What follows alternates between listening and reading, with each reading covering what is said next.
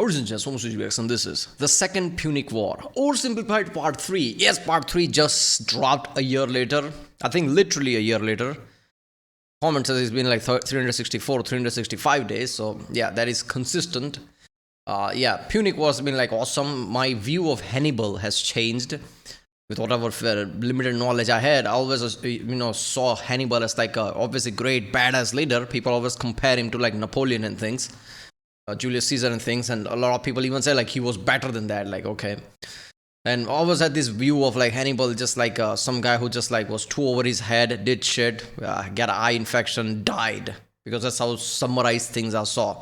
This is proper series from Oversimplified that makes me think like, oh, Hannibal was something completely different, right? And it's still going, it's still like, oh, this is part 3, so yeah, it's gonna be awesome. Let's do it.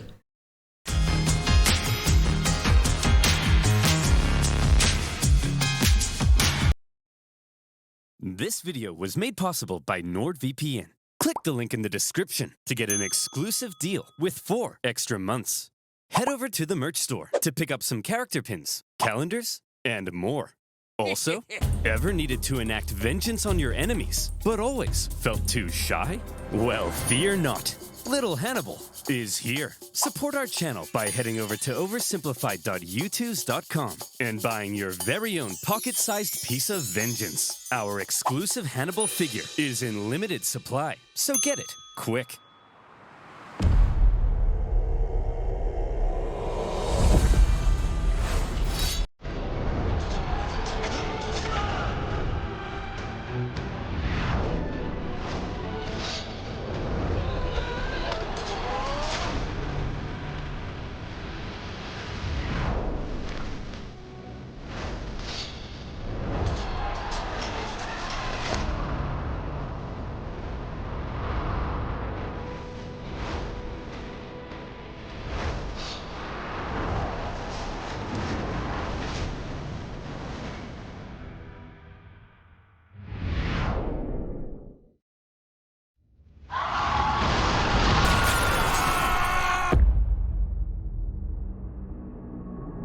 How do you solve a problem like Hannibal? In a crisis such as this, let's take a second and really appreciate like how fucked up that was. 80,000 casualties back then. That's insane number. Romans often turn to religion. What's going on? Are the gods mad at us? The gods must be mad at us. Jupiter's mad. Why? No, why?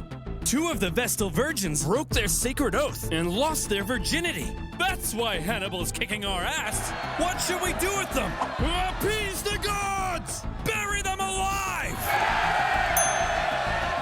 Who did they even boink? It was those guys! Huh? What should we do with them? Beat them to death!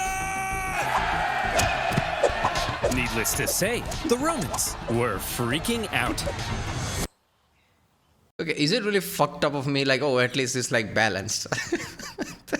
That's fucked up, man. I don't like. Yeah, I'm like, oh, bury the virgins. Like, what about the guys? Oh, but okay, at least it's balanced. I don't know. That's just fucked up either way. In total, 4 lives were lost for nothing.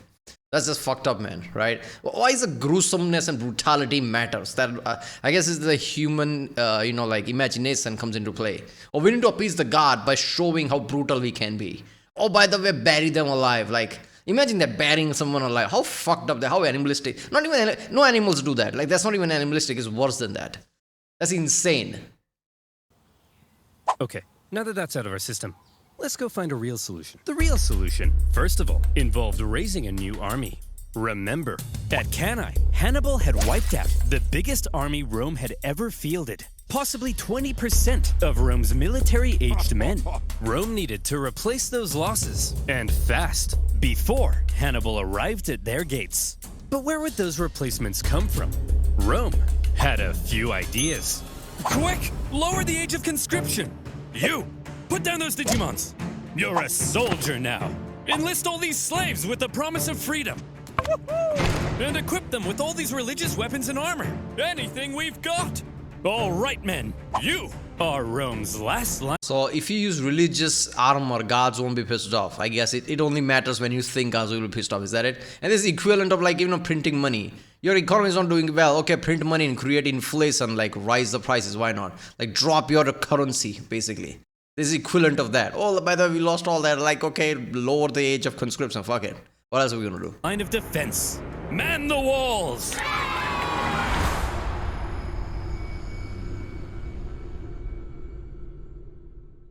After the earth-shattering defeat at Cannae, the Romans expected Hannibal to arrive at their gates any day now. In Hannibal's camp, the mood was triumphant. We did it! We won! So when do we march on Rome? Today? I'm free in 10 minutes. Whoa, slow down. We're not going to Rome. We're staying right here. Are you an idiot, Hannibal? No, I'm smart. We don't need to march on Rome, because after what we did, the Romans are definitely going to surrender. Watch. Hey, Jim Bob. Yes, sir? Go to Rome and discuss peace terms. Yes, sir. Hey, I'm here to discuss peace terms. Piss off! They told me to piss off! What? They didn't surrender? No! And they were mean! Hannibal was learning that Rome had an unprecedented attitude towards surrender, even when Hannibal offered to ransom thousands of prisoners back to Rome. I mean, if you're living in the moment, it might feel unprecedented, but I don't know, man. If you see the history of even until this point, how Rome has worked, how Rome was like hard-headed, let's just say, like, was that really a surprise? Even for someone like Hannibal? But then again, like, power of hindsight is completely different. So yeah, of course they're like, oh, surely they'll surrender. No, they didn't.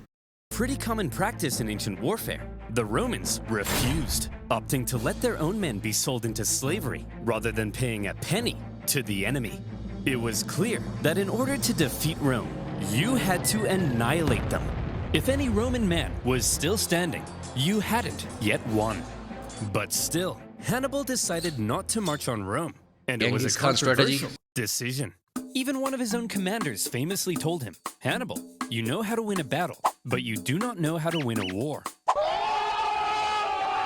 From Hannibal's perspective, that was my whole image of Hannibal for so long time, because I guess that quote became so famous. Always had this picture like Hannibal is great. He can win any battles, but he can't win a war. But then again, that's not really fair, is it? Because it was one war and he didn't win it. But that doesn't mean everything was his fault or something, right? It's like if Napoleon didn't have his like all the marshals and things, would he have won, right? Like if he was the only one who was that competent and that badass and everyone else sucked. Like wouldn't Napoleon be what he was? Like that's not really fair, is it? Perhaps he knew his army was designed to survive behind enemy lines and sow chaos. It may not have been well equipped to undertake a risky siege of one of the most fortified cities on Earth.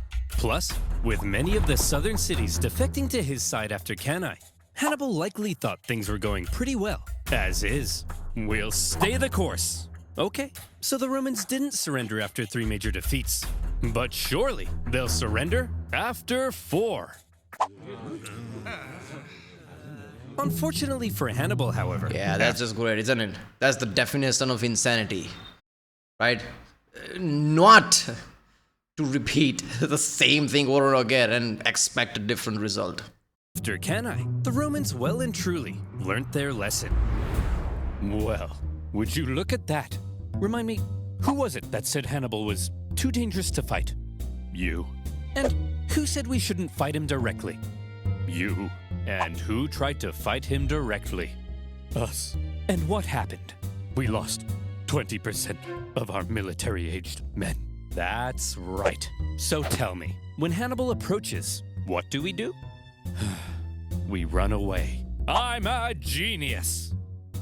Clap for me. I'm imagining that guy literally looking at the 20% people's corpses. Not corpses, right? Like their graves. And look at the console. I told you so. Yeah, this is not the time, man. After Cannae, Fabius Maximus kind of became the unofficial leader of Rome. Even if others were elected consul, his influence was unparalleled, and Rome quickly reverted to the Fabian strategy of avoiding Hannibal. They knew they couldn't defeat him, so instead, they hoped they could at least contain him. They raised an impressively large number of men, partly by enlisting teenagers, slaves, and criminals. And rather than trying to fight Hannibal, they instead turned their attention towards those treacherous southern cities. Yeah, teenager thing doesn't surprise me much because even in the World War time, people, I mean, they were not conscripted, but at least like people joined. They were like 14 and 15, told them I'm 17 and 18. People knew like they are not, but fuck it, it's war. What you gonna do? So like every war has that story. That had switched sides. Thanks for joining the winning team, guys. Here's the deal. All you have to do is provide me some troops and defend your own city, since I'll be too busy to defend it for you. Now, I'm going to briefly turn around, look this way, and when I look back, you better not be being massacred by the Romans. Oh, for goodness sake! The Romans spread out their newly formed legions and began attacking the southern cities here, there, everywhere. The southern cities expected to have Hannibal's protection, and Hannibal was inundated with requests for help. He was forced to run around southern Italy, trying to encourage defection while rescuing his own allies. But when Come on, this point of Hannibal, at least in my head, was not wrong. Like, he doesn't get logistics, at least at this scale, right? I mean, the way he masked at Rome before all this and how he lost most of his troops, elephants, they just, like died climbing, hiking the mountain or whatever just to get to Rome. All that shit, he didn't see that coming. Even in here, he's trying to control these areas. He should know like what level of manpower and things I'll need. He doesn't know that he's inundated right now, right? I mean, imagine if Alexander the Great was like that, right? All the territory conquered as soon as he went towards India, and like the shit he already conquered, like, fall apart. Like, it's like conquering an area, it's fine, but keeping them is completely different. When he showed up, the Romans would often leave, only to come back the second he went away again. And as these southern cities found themselves being punished severely by the Romans, they began to realize that joining Hannibal may not have been such a good idea. Hey! You think you're so big? Attacking my allies? Why don't you come out and face me? Because you're scary! The fickle southern cities frequently switched sides depending on who appeared to be winning, and the whole situation became a nightmare for Hannibal to control, playing a constant game of Roman whack-a-mole to fend off the enemy armies. Having not long ago seemed near extinction, the Romans had managed to turn the situation around by placing Hannibal in a clever predicament. If he left southern Italy, the southern cities would likely capitulate to Rome, meaning he couldn't leave. And since the Romans wouldn't fight him, he couldn't inflict any more dangerous defeats. For now, Hannibal had been muzzled. Southern Italy. What surprises me that he can't sneak up on anyone, right? Like, again, I guess it's not that easy. But if he had someone managed to sneak up on people and just kick their ass, at least there would be like atmosphere, like you never know where Hannibal's gonna be, right? So maybe people would not try to conquer cities that he already controlled. But then again, maybe sneaking is not that easy back then. Had been his prize for his impressive Italian campaign. But those clever Romans found a way to take his prize and turn it into his prison. With the Fabian strategy neutralizing Hannibal for now, the Romans were freed up to refocus their attention to other fronts. This whole time, while we've been discussing Hannibal and the Italian campaign of the Second Punic War, fighting had actually been occurring elsewhere. For example, in 216 BC, the Romans had sent an army north to punish the Celtic tribes that had joined Hannibal. However, as the Romans entered the Latana forest, little did they know those clever Celts had set up a trap. The Celts dropped trees on them, decimating the Romans, and they even took the commander's head to use as a religious sippy cup. So that went pretty bad. Whoa, very bad. But thankfully, in other theaters, things were going a bit better. For example, let's look at Sicily. After Cannae, internal chaos in Syracuse caused this longtime Roman ally to switch sides, because being a winner is more fun. The Carthaginians also landed troops, hoping to retake their lost island, while Roman proconsul Claudius Marcellus moved in to besiege Syracuse. The siege was a brutal slug for the Romans, largely due to the presence of one famous scientist and mathematician, Archimedes. He lived in Syracuse at the time, and he invented a variety of clever contraptions to defend the city. There was a giant claw that could grab and destroy Roman ships, and purportedly even a big mirror that could magically... As an inner scientist, I don't know why I feel good about this, right? Using science and contraption to basically kick people's ass. This is basically Assassin's Creed 2, right? Where, Leonardo basically helps us, right? The protagonist with all the different type of contraption and shit. This is basically, I love it, but this is real. Ignite them. The Carthaginian forces on the island attempted to come to Syracuse's rescue, But luckily for the Romans, I don't know, it's just like, even before time of the modern weapons and shit, this is Roman times where they're using swords and all the spears and shit. He's using lasers to burn down fucking ships. I love that. I don't, it's like, like concentrated rays from some, but still it's like, it's kind of like a laser. It looks like a laser, right? Imagine people like, what is that beam? Oh, that's burning our ships. Oh, okay. they all got diarrhea and then died. Finally, in the city itself, the day of a big annual religious festival came, and the Syracusans said, "Well, fellas, we've been holding off the Romans for over a year now. I think we've earned ourselves a little party." Sir, we're still under a massive siege. Are you sure?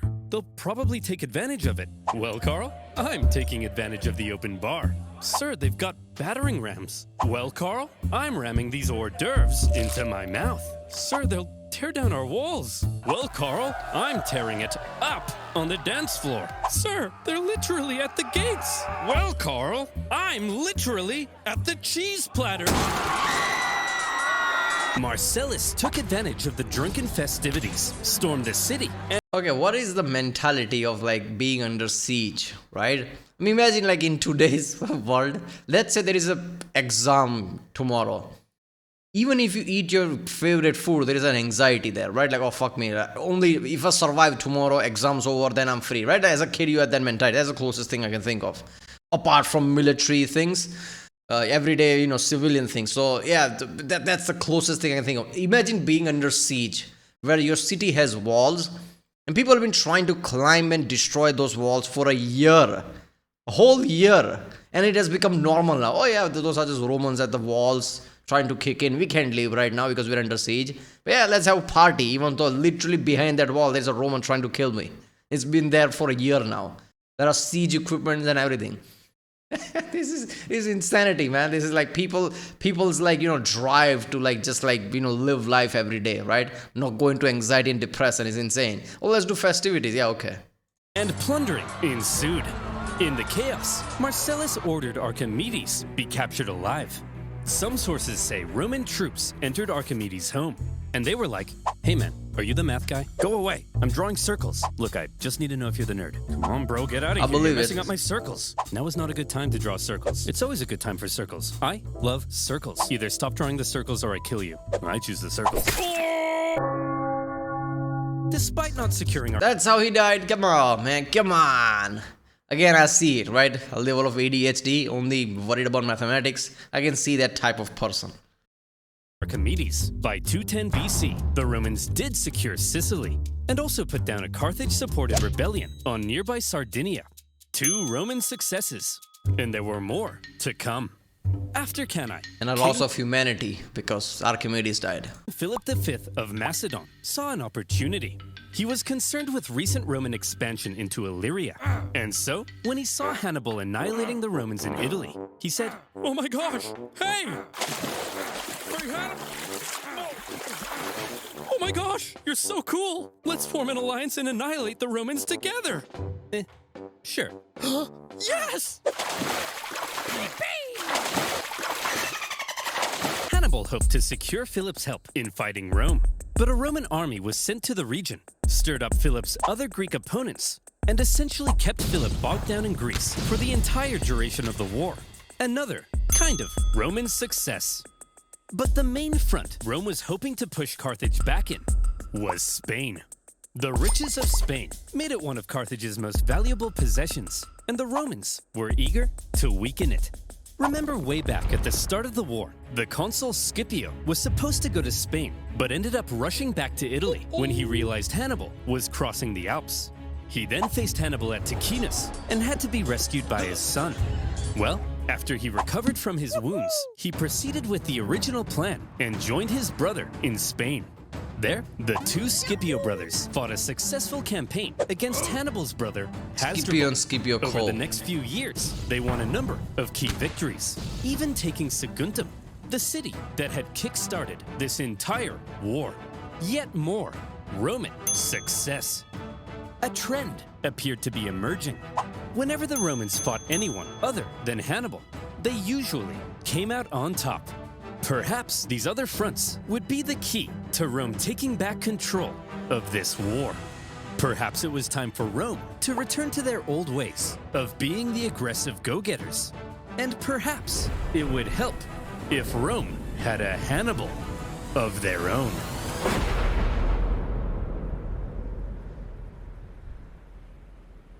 Scipio the Younger was the son of Publius Scipio, currently fighting in Spain. This made him a member of one of Rome's most prestigious families. Not much is known of his childhood, although there is one teens, story right? of how he was getting hot and heavy with a young lady, only to have his dad barge in and drag him out wearing nothing but a cloak. This story was written by a Roman poet to make Scipio look bad, but by modern standards has ended up making him look pretty rad.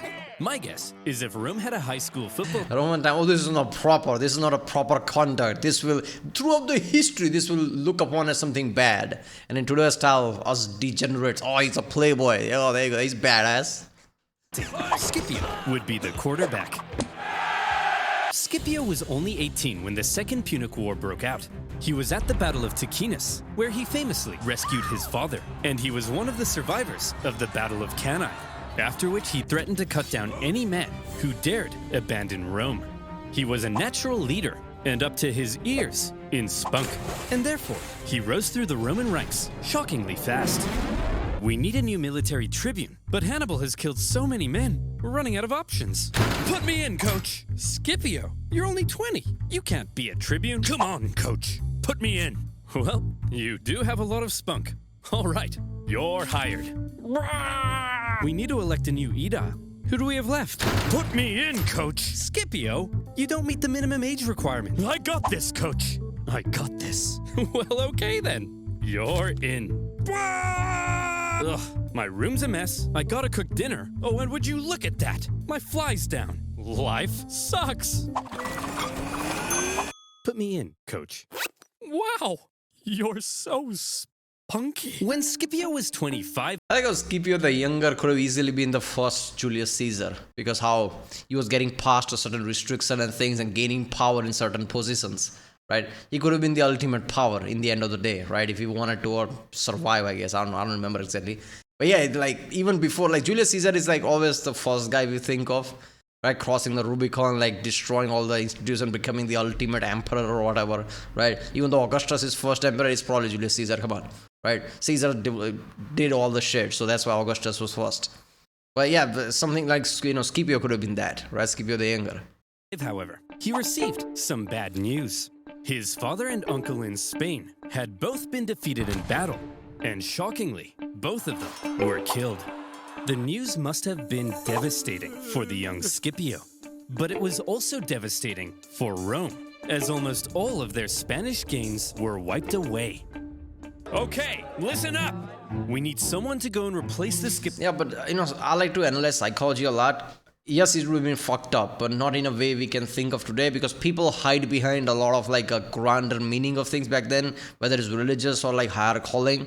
I'm gonna finish what my uncle and my father started. Like that's my goal now, right? I owe it to them type of way, and like a lot of religious things get in the way. So they're not really processing in a way that we do, like in that way, right? I know this sounds weird, but we like, even though people are religious, they're like, are they religious, right? With all the science and we have today. So someone dies, it feels like, oh, that person's gone. Back then, people didn't directly think like that, right? Even though they know it's gone, there's like many religious elements people think about, right? Scipio's in Spain. So, who's up for it? Come on, who's gonna go? Fabius, Spain seems unwinnable. There's no glory to be had there. Yeah, the glory is here, defending the homeland from Hannibal. Well, somebody has to go. I said, well, somebody has to go. Put me in, coach! Scipio was eager to be. As he was saying, he was hearing someone running, blah, blah, blah, blah, blah. What is that sound? Then he heard the sound in the roof, like what? And then it suddenly broke in. Oh, there you go. The one to go and replace his father and uncle in Spain. However, there was concern amongst the older senators. You're only 26. You can't lead a military campaign. He's right. That's a good point. And you're 71. You can't stand up without a little urine dribbling down your leg. I mean, fair. Scipio didn't meet the typical requirements for the position, but as the only person willing to go, this young piece of hot Roman meat was unanimously elected proconsul and sent to lead the Roman armies in Spain. He hoped to carry out a campaign as impressive as Hannibal's had been in Italy. In fact, Scipio rather admired the one-eyed general. Scipio, you've got a Hannibal poster in your room. Yes, but he's the enemy. I'll let you in on a secret, Billy. You know how we're gonna win this war? By marching straight at the enemy? No, that's the old way. We've gotta be less Roman and a little more Hannibal. Hey, by the way, don't just barge into my room. That's an infringement of my privacy. Privacy? Oh, here we go. Privacy, you say? Well, Scipio, if it's privacy you want, then you, my friend, need NordVPN. Don't touch me. How would you like to be innocently downloading inspirational photos of Nicolas Cage, only to realize it's malware stealing your data and telling all your friends you still sleep between your parents because of scowy dweens? Yeah, didn't think so. And that's why you need NordVPN. With a single click. Yeah, well, go to nordvpn.com/oversimplified or go to original video page, link it from there, support this channel. At least it's not honey. How many times OverSimplified got screwed because of honey? I don't remember. Did he? I'm pretty sure he's been NordVPN guy for a long time now. But I'm pretty sure he did 2-part videos, and one part was NordVPN, and another was pretty sure honey as well, right? So OverSimplified really got screwed by honey. You'll be supporting my channel. So thank you. Now, where were we? Oh yeah. Hannibal contained a young piece of hot Roman meat sent to lead the Roman armies in Spain.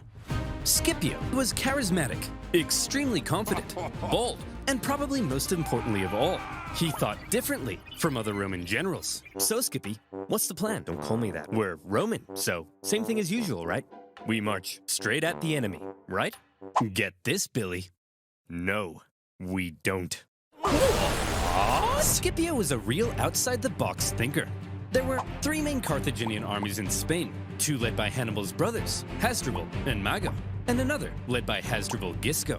Most Roman generals might have looked at these armies and said, I just gotta, march straight at these guys and kick their ass and stuff. But not Scipio.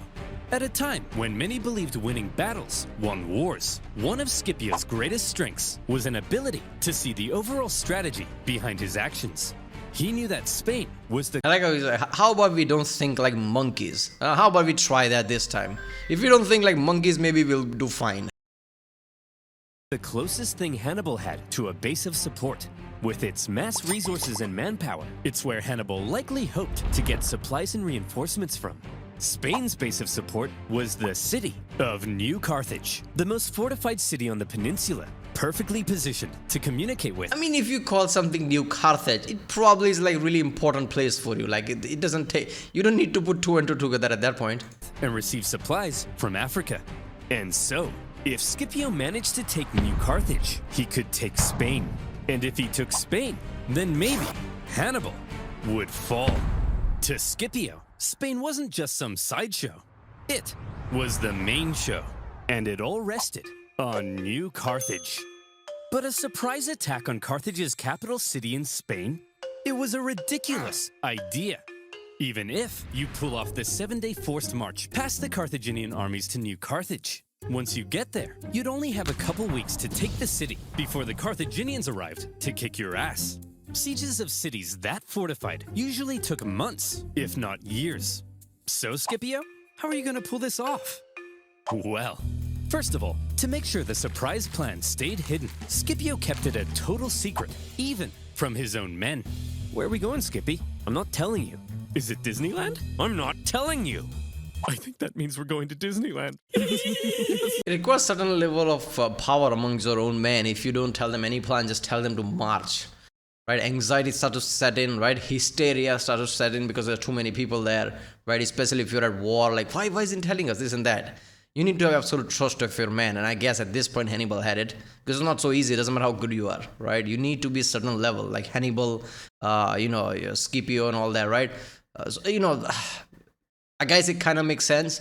Where sieges usually take a long time. Even Julius Caesar had this old technique of like cutting off supplies and things, starving a city down and taking time. How fast is he going to do? Like weeks, months? If he does it in weeks, like that's gonna be a surprise. This secrecy kept the Carthaginians from preemptively reinforcing the city. As a result, New Carthage was left under garrisoned because the Carthaginians believed it to be kind of naturally impenetrable. It was surrounded on 3 sides by a lagoon and only accessible via a narrow isthmus. What's an isthmus, you ask? Maybe read a book. All right, Scipio, you made it to New Carthage. Now the other Carthaginian armies are only a 10 days march from coming and kicking your ass. I like OverSimplified. My video is already an hour long. What do you want from me? Every time I have to do 2 parts, man. I'm not explaining what isthmus is. Google it, I guess. Just what were you thinking? Well, Scipio had learned something crucial.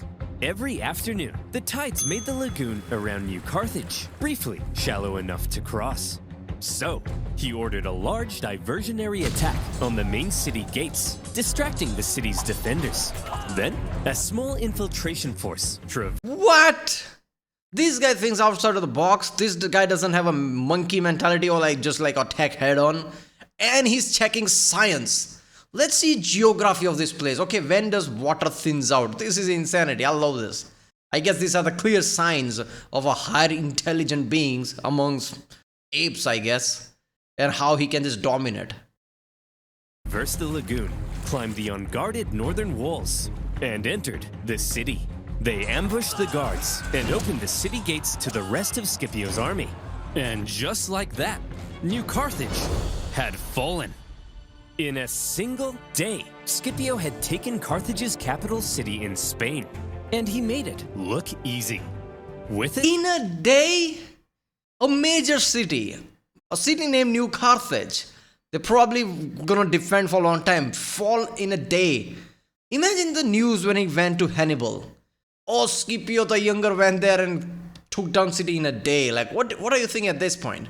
Yeah, doesn't matter how much badly you kick Romans' ass. By this point, you already know like how Romans are, right? Because there's a reason it's called Second Punic War, right? So they already have like history of like what Romans can be, and you realize, oh wait a minute, someone with some balls suddenly like rose up, right? An enemy approaches in the horizon. It's called Scipio the Younger. This is insane. he seized much of Carthage's war supplies, several silver mines near the city, and various powerful Iberian tribes even joined his side. And now he was in a great position to take on the other Carthaginian armies in Spain. Wow, Skippy, you're amazing. Don't call me that. How'd you know the lagoon would get shallow? It's almost like you speak to the gods. No. I told him. All the local farmers know about the Yes, that's it. I speak to the gods. See what I mean? He could have been the first Julius Caesar. He's checking all the boxes. Every type of thinking, every type of politics, every type of like, geographical knowledge. And now let's make people think that I talk to gods. Classic example of the emperor or king, right? There's a reason throughout the years, past 1,000+ years in England, everywhere, right? Kings were synonymous with like appointee by gods or whatever that is, right? So he's like, oh, by the way, I speak to the gods. I might as well be your emperor at this point. Scipio had no problem allowing his men to think he was divinely inspired. Roman writers also tell us another of Scipio's traits. He was apparently quite merciful in victory and often protected the inhabitants of captured cities. Spencer! What are you doing? Well, I was just about to murder this family. Hey, bad Spencer! No! Can I at least kill the dad? No! What about the... No! Oh, you're me! No, those are resources. Like what? Yeah, those are resources. They're gonna work their ass off and feed our economy. Oh, that's why. The Carthaginian generals in the region must have been shocked at the loss of their capital city. There was now a Terminator in Spain, and he was coming. In 208 BC, he made a move on Hasdrubal, hoping to defeat him before the other Carthaginian armies could come and link up. When Hasdrubal heard Scipio was coming, he Surprise, mother. Hasdrubal did the sensible thing and climbed a big hill for safety. Hey, get down here! I want to He literally climbed the closest thing he could. Oh my God, Scipio's here. kill you. Fat chance, Vin Diesel! Well, he doesn't have to be rude. So what's the plan then, Scipio? This time, we march straight up and at him. Right? Right, Scipio? Billy? No. Yes. Scipio once again displayed a distinctly not Roman approach to fighting. It is a surprise because he's the one in a rush, not the Hasdrubal. Hasdrubal is relying on his brothers or whatever to come back. Scipio wants this fight to be over fast, so it's surprised he's not going to attack head on. And instead of marching straight up and at him, Scipio feigned a frontal skirmish, only to pull off a surprise uphill envelopment. Not an easy thing to do, but Scipio had trained his army to pull off maneuvers that typical Roman armies couldn't. After the battle, the defeated Hasdrubal Napoleon fled comparison Spain, now. hoping to link up with his brother Hannibal in Italy. And Hannibal desperately needed the help. As Scipio was dominating in Spain, Hannibal's struggles in southern Italy continued. He was convinced that if he just received ample supplies and reinforcements, he could reverse his fortunes and get back to kicking Rome's ass. But for the remainder of the war, he would suffer a frustrating lack of support from the Carthaginian Senate. After Cannae, Hannibal had sent his brother Mago to Carthage, where he famously poured out golden rings taken from fallen Roman knights. He told the Senate that with reinforcements, Hannibal could finish the job. But a growing faction in the Senate, possibly jealous of Hannibal's rising influence, opposed sending any help. In the end, a large number of the reinforcements gathered for Hannibal now ended up being diverted. For better or worse, this is why you can't conquer places with the Senate. This is why. Because shit like this is gonna happen. This is why Caesar had to cross the Rubicon. I'm not saying this is any of good things. Like, let's not go into politics, right? Democracy is the thing. Doesn't matter what, doesn't matter how shaky it is. But you want to be a conqueror, which is why you want to be conqueror. But if you want to be conqueror, you better be, do it like single-handedly with iron fist. To stop Scipio in Spain. Just as he had hoped, Scipio's campaign in Spain was actively harming Hannibal in Italy. However, those reinforcements meant that when Scipio made a move on the remaining Carthaginian armies in Spain, they now likely outnumbered him. With the odds heavily stacked against I mean, come on, like, it's not heavy, it's 50 to 70. Yes, it's a big number, but like, great men have done with this. Napoleon has done with a very less number. him, it would take some serious skill to win this battle. This time we're gonna march straight at them, right? No, Billy! Ooh. The preceding Battle of Ilipa is often considered Scipio's masterpiece because it was positively oozing with deception and trickery. First, both sides spent several days forming up and facing off without actually fighting. On each day, Scipio placed his strongest Roman legions in the center with his weaker Iberian allies on the sides. Seeing this, the Carthaginians were like, "This guy's an idiot. We've seen his plan. His strongest troops are going to be in the center, so let's form all of our battle plans based on this information. I'm sure he won't change anything at the last minute." Then, when the day of battle came, Scipio woke up the Carthaginians with an early morning attack, causing them to rush out of camp without breakfast. When the Carthaginians lined up with their strongest troops in the center to meet Scipio's, they were stunned to find that How little that shit is and how important that is. Right? I don't know if that was a joke or not, but yeah, if you just wake up from a fast, which is your late night sleep, like 7-8 hours sleep, whatever you slept, and you don't eat anything and attack physically with a vigor and like full strength, the other party has eaten properly, you're major disadvantage. Because go to a gym, right? Don't eat anything, wake up in the morning, go to a gym and do heavy work. I'm not talking about jogging and shit. Heavy workout, lift heavy. Can you do that? That shit is impossible, right? You can really feel it. Oh, holy shit, I didn't know, like, that's why we eat breakfast. Get an instant energy. Yeah, you do. So that shit alone gives you disadvantage. Scipio had completely reversed his order. The weaker Carthaginian sides now found Scipio's strongest bearing down on them. And I like closing in. Love an it. Extremely impressive maneuver, the well-trained Roman wings even stretched out during their approach, hitting the Carthaginians from the sides. The Carthaginian center could have turned to help, but Scipio had ordered his center to approach so slowly that Carthage's center could do nothing but just stand and wait. In this way, the outnumbered Scipio had cleverly controlled events so that the bulk of the strongest Carthaginian troops Hold on, no commander in the middle of war can change anything, or they didn't have that point, like, okay, you have your orders, don't change it. Because that shit is insane. couldn't even fight during the battle. He had completely removed them from the equation. The incredible Scipio had inflicted a monumental defeat on a much larger enemy force, and the Battle of Ilipa was the final nail in the coffin for Carthaginian Spain. Yet more tribespeople continued to side with the Romans, and the remaining Carthaginians retreated to the coast and eventually fled the peninsula. And would you look at that? In just a few years, the incredible young Scipio had turned Spain completely red. The Carthaginians must have been stunned. His Spanish campaign had almost been as impressive as Hannibal's campaign in Italy. In fact, see if any of this sounds familiar. In Spain, Scipio had used the environment of the battlefield to his advantage. He staged ambushes by concealed troops. He treated local tribespeople well, earning their friendship. He even once forced his enemy to come out and fight him without breakfast. Each and every one of these tactics were possibly borrowed from a certain one-eyed general. In all the battles Scipio had fought against Hannibal, it seemed he... Wait, that's a trademark infringement. Copyright strike. What the fuck? You can't use my tactics. That's my I'm Hannibal. You can't use my things. Put TM in top of it. There you go. may have been taking notes. Hey! Scipio!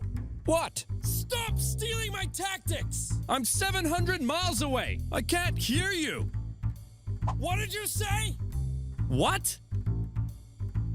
What? Better yet, Scipio's achievement. You know what? I'm gonna stop here. I'll do the second part. Oh my god, this is so good. I love Scipio just doing Hannibal shit. I mean, if you people today compare Hannibal with Napoleon, some even say he was best of all of them. Caesar, Napoleon doesn't matter. Hannibal was best. By result, I didn't see that, and I guess in the end, the results matter. So I don't know. But yeah, if you just copy Hannibal, like yeah, you know, why the fuck not? Right, but that was the second Punic War, OverSimplified. I guess part 3, part 1. If you like my next one, subscribe, and I'll see you next time.